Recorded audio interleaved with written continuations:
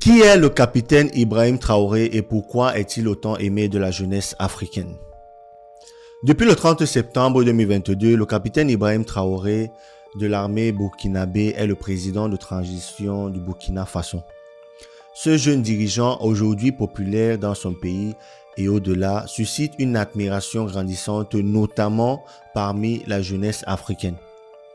Alors, qui est le capitaine Ibrahim Traoré et pourquoi son leadership captive-t-il autant?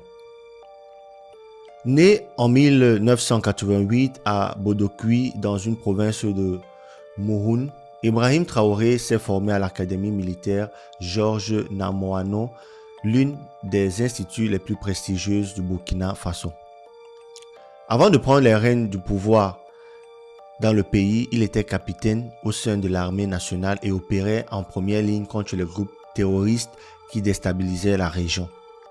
En septembre 2022, face à une montée de l'insécurité et à une perte de confiance envers le régime en place, Traoré a mené un coup d'État qui a renversé le lieutenant-colonel Paul-Henri Sandaogo Damiba.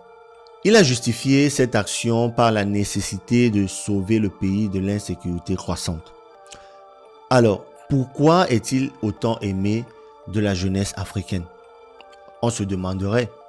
Le capitaine Ibrahim Traoré, pour la jeunesse africaine, est un symbole de souveraineté. Un véritable patriote défenseur de la souveraineté du Burkina Faso.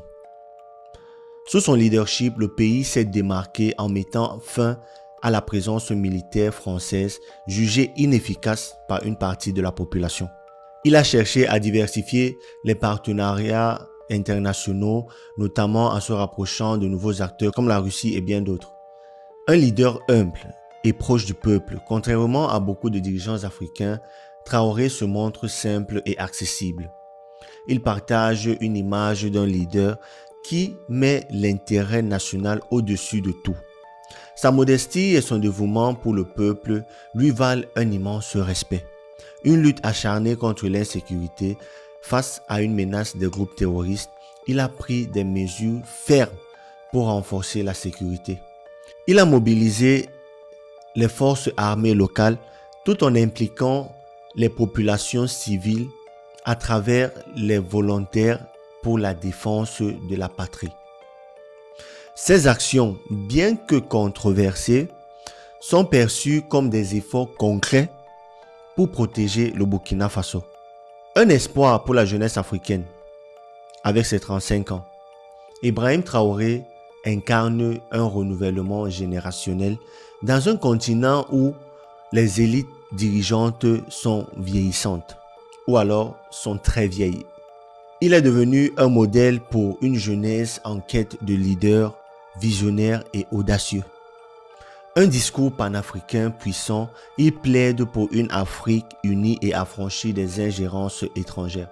Ses prises de position en faveur de la souveraineté africaine résonnent avec les aspirations de nombreux Africains qui souhaitent une rupture totale avec le passé colonial.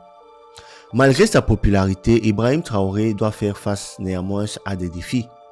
La lutte contre le terrorisme reste un chantier titanesque et les attentes de la population sont également immenses.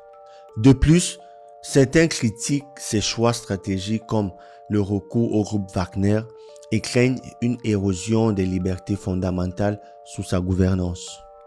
Ibrahim Traoré, jeune capitaine devenu chef d'État, incarne une nouvelle ère pour le Burkina Faso.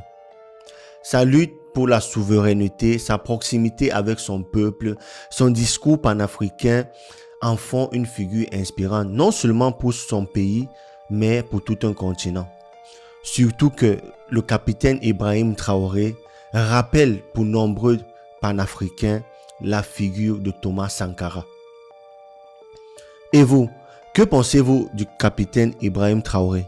Laissez-moi en commentaire vos avis, que je serai d'ailleurs ravi de lire. Et moi, je vous dis à très bientôt pour une autre vidéo sur Mba Media. Et si vous êtes nouveau sur cette chaîne, n'oubliez pas de vous abonner et d'activer la cloche de notification pour ne rater aucune de nos vidéos qui paraissent chaque jour.